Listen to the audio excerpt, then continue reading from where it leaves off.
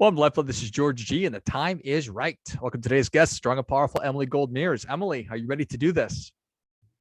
I am. All right, let's go. Emily is the author of Optimizing Your Health, an approachable guide to reducing your risk of chronic disease.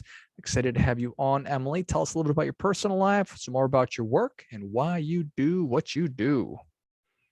Well, thank you for having me on. In terms of my personal life, I used to be a lawyer, which I did not love, but I learned some great research tools.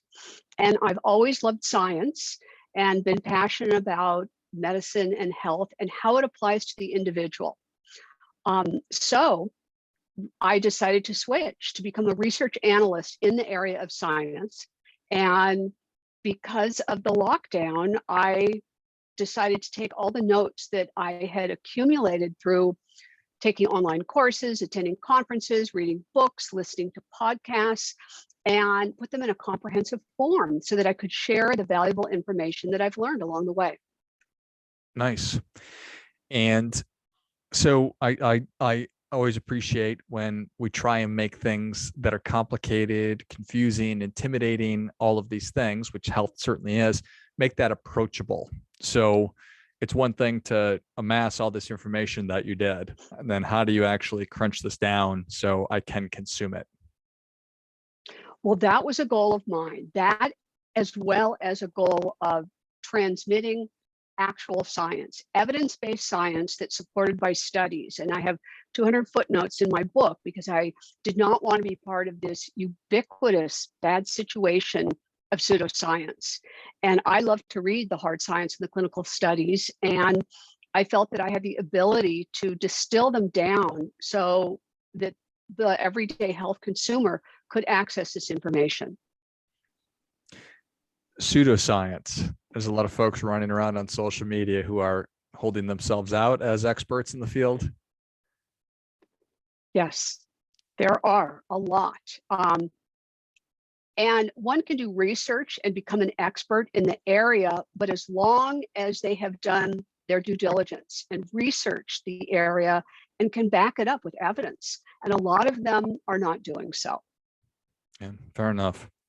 So as you are putting the book together, how do you decide, or what did you decide is to be included? Because it's a lot. That's a good question. And that was hard for me because I literally could have written 3 books. And as it was, when I submitted my first manuscript, the editor became a little angry with me. She said, "This is way too much information." To which I responded, well, people can just skip over what they're not interested in. But a lot of this is valuable, but I did have to capitulate and cut it down by a third. So it was hard because there were so many more chapters that I could have included, but instead I focused on the chapters that I did include. And what I tried to do was put only the salient information, because there are many books written on a lot of the topics: sleep, nutrition, stress. But I thought perhaps there are people who don't have the time or the inclination to read all of those books. And so what I did is I did read all the books, and I tried to gather up what I felt was the most salient information and put it in a smaller amount of information. Not the Cliff Notes, but a more digestible version of it.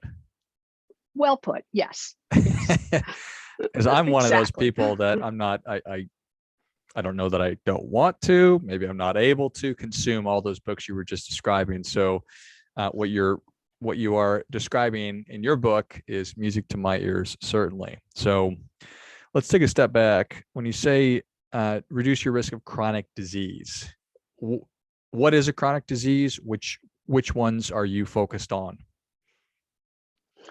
So chronic disease is a big umbrella, and it includes cardiovascular disease, neurodegenerative disease, cancer, metabolic disease, autoimmune disease, and even others. And in my opinion, the conventional healthcare system has not handled these well. If you get into a car accident or break a bone or have an acute infection, you want to go to a conventionally trained doctor. But their approach to these diseases, which are oftentimes multifactorial, is not that helpful. They tend to treat only the symptoms and not the root cause. And until you get to the root cause, you'll never get rid of the disease. So I felt that it was important to reduce one's risk. I purposely didn't say how to never get one, because in all honesty, this is what most of us will die from. But the goal is usually to postpone the onset for as long as you possibly can. Yeah, fair enough. It strikes me that, well, how has the incidence or the amount of people who are getting chronic diseases, I imagine it's skyrocketed over the past 20 or 30 years? By a gigantic number. And a lot that's due to many factors, as I previously mentioned, nutrition being one. Our food supply is terribly tainted. The soil is devoid of minerals and vitamins, the amount of processed food. And another really big factor is our toxic exposure. There are so many chemicals that we're exposed to on a regular basis.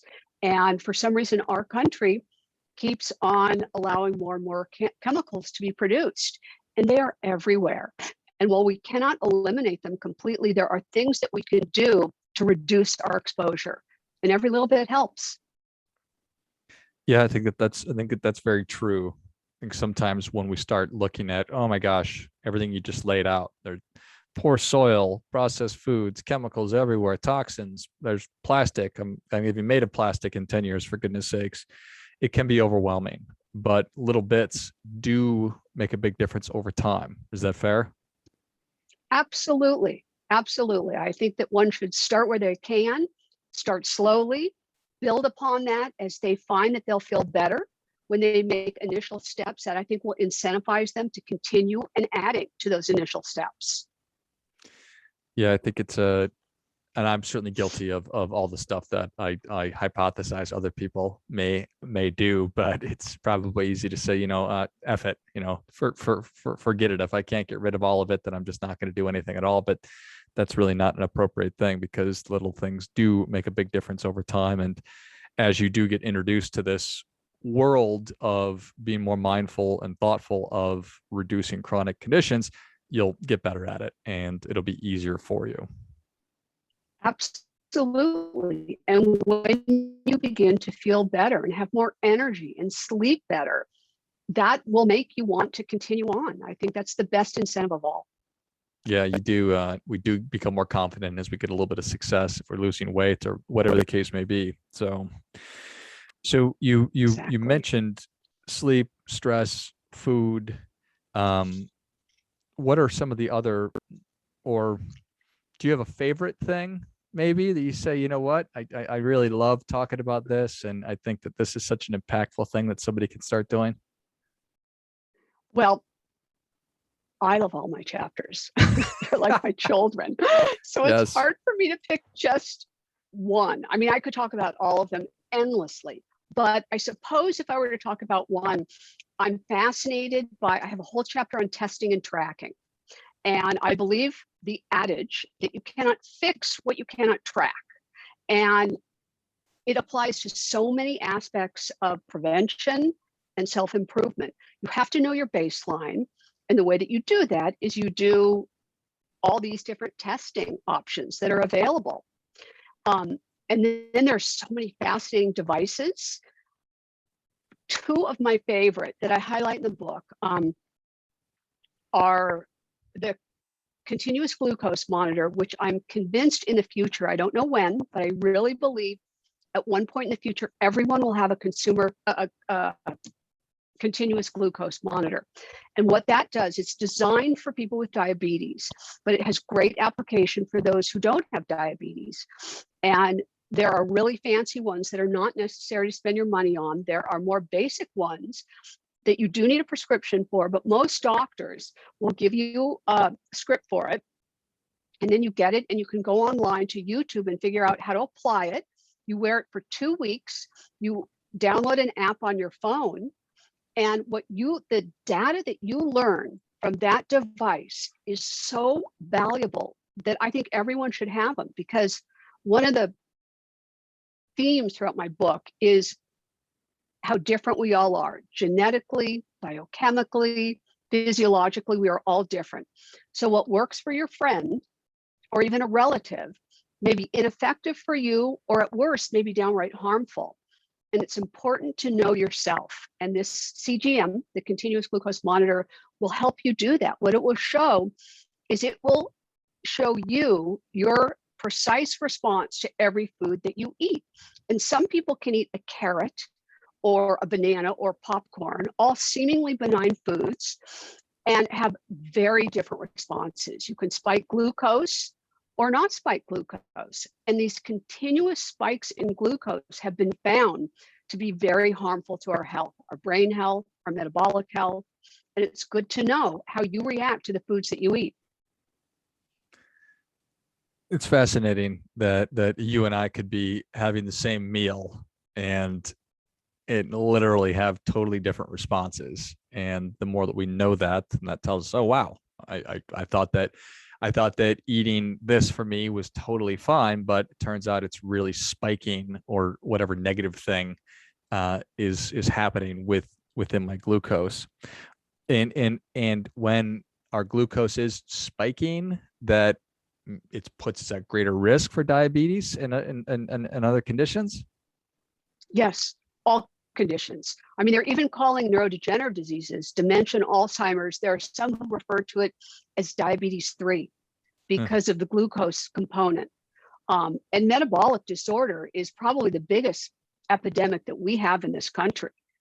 And that all has to do with glucose and how one deals with it. So it would be very valuable to know how an individual responds to the food that they're eating. You talk about how important it is for us to take ownership of our health. Why is that hard for people? I think that behavior is really a hard thing to change. We get in routines and we're all busy, and it takes an enormous amount of effort and energy and discipline to change well-established habits. But I believe that it can be done. I really do. And what I'm hoping is, for me, I mean, as I say in the book, I had very bad habits, but because I was an athlete, I didn't show the signs of ill health. And I had no idea what I was doing internally until I watched my father get sick. And it was at that moment, which was only 4 or 5 years ago, that I thought, I will do anything to avoid that, anything at all. And I think that happens to a lot of people. Either they get very sick or they watch a loved one get sick. And that's the impetus that it takes for them to change well-established habits. But hopefully, people won't wait that long. They'll do it because it's really the right thing to do. It's so fascinating, behavior change and what it takes. I can just speak for myself that I have 2 small kids, and now I'm 43 years old, and I thought, well, what is the body that I want to take with me into the next stage of life? And I wasn't grossly overweight, but I was overweight, and so that's what sort of motivated me to make that shift. And I'm just constantly intrigued and fascinated by why people make the decisions that they make, and more importantly, how others can help motivate people to make those same decisions without having to go through a traumatic experience personally or close to them. Absolutely. And weight isn't the only thing, because our internal health and our cellular health is really what makes all the difference in terms of aging and health. And one can be thin, but have no idea what's going on internally. Yeah, right. Yes. And that's lots of changes that I was certainly motivated by, not just the vanity, although I'm guilty of being vain, but just wanting to be healthy and feel good and have energy and not die before I'm supposed to, and live longer than I'm supposed to even. So how is the book structured? When somebody picks it up, what can they expect? Well, it has a lot of information. I have 19 chapters. The 19th is a resource chapter. And each previous chapter covers one topic. And I try to cover the important information, but not go on and on and on, which was hard. And then at the very end of each chapter, I have a minimum of 5 action steps, because information alone makes it hard to change your behavior. But I distilled it down to include action steps to help people get started and to kind of guide them along their process. I love it. I love, I appreciate sort of a workbook format where I can get the information and then I say, okay, here is sort of the big takeaways and things you can do immediately to actually put it into action. So I love it. Perfect. And that didn't look like a scary book when you picked it, or when you held it up. How many pages is it, Emily? Oh, that is a good question. I'm going to have to look. Including footnotes or not including footnotes? Not including. A lot of footnotes. Okay, so Yeah, not including footnotes, it includes 341 pages. All right, that is manageable. Yeah, and a lot of it's resources, resources which are broken down chapter by chapter, and they just tell you what brands to buy that are non-toxic and then can help you along the way. So it's 324 pages minus the resource chapter. Oh, that's awesome. That's super helpful right there, because, all things being equal, I would rather make a choice that's not toxic than make a choice that's toxic. And you've saved me the time of having to go and do all that research, and that's immensely valuable. So I appreciate that. Well, Emily, the people are ready for that difference-making tip, even though you've given us a lot. What do you have for them? That's hard because there are so many tips that can make a difference. But along my health journey, which has been bumpy, what I've learned makes the most difference is to begin with focusing on your gut health, because you can have a lot of things that have gone awry, but until you fix your gut, you won't optimize the other areas that have gone awry. And so focus on gut repair. Get a healthcare practitioner who's very experienced in gut repair, because that turns out to be connected to everything. Well, I think that is great stuff. That definitely gets, come on, Emily, thank you so much for coming on. Where can people learn more about you? Where can they get a copy of Optimizing Your Health, an approachable guide to reducing your risk of chronic disease? Well, the book is available wherever books are sold, on Amazon, Barnes & Noble, Target, Walmart. And you can get a hold of me. I have a website, Emily Gold Mears, which is actually the same name as my Instagram and my Facebook. Excellent. Well, if you enjoyed this as much as I did, show Emily your appreciation and share today's show with a friend who also appreciates good ideas. Pick up a copy of Optimizing Your Health wherever you buy your books, and then find her at her website, which is Emily Gold Mears, EmilyGoldmears.com. And then on social media under Emily Gold Mears as well. Thanks again, Emily. Thank you, George. Nice to talk to you. Likewise. And until next time, keep fighting the good fight. We are all in this together.